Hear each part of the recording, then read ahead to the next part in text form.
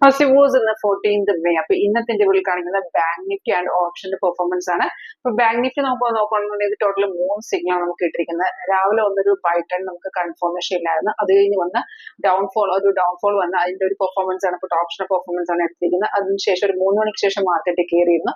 അപ്പൊ നമ്മുടെ ഈ ഓപ്ഷൻ ബൈങ് സ്ട്രാറ്റജി ലൈവിൽ എങ്ങനെ വർക്ക് ചെയ്യും, ഈ ഒരു സ്ട്രാറ്റജി പഠിച്ചെടുക്കാൻ ഇൻട്രസ്റ്റ് ഉണ്ടെന്നുണ്ടെങ്കിൽ കോൺടാക്ട് ചെയ്യുക, ഈ നമ്പറിൽ കോൺടാക്ട് ചെയ്യുക. അപ്പൊ ഇന്നത്തെ വീഡിയോ നമുക്ക് പെട്ടെന്നുണ്ട്. പുട്ട് ഓപ്ഷൻ 54,500 ആണ്. നമുക്ക് ട്രേഡ് വന്നിരിക്കുന്നത് 540 റേഞ്ചിലാണ് വന്നിരിക്കുന്നത്.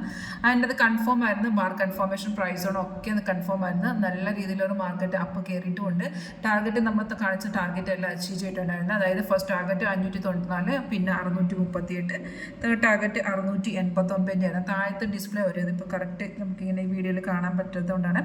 സിഗ്നൽ വരുമ്പോൾ തന്നെ 3 ടാർഗറ്റും സ്റ്റോപ്പ് ലോസ് എല്ലാം താഴെ ഡിസ്പ്ലേ പോയി. ഇപ്പം ഓൾറെഡി ടാർഗറ്റ് അടിച്ച് ഇപ്പം മാർക്കറ്റ് സൈഡിൽ പോയിട്ട് ഇപ്പം ചെറുതായിട്ടൊന്ന് കയറുന്നുണ്ട്.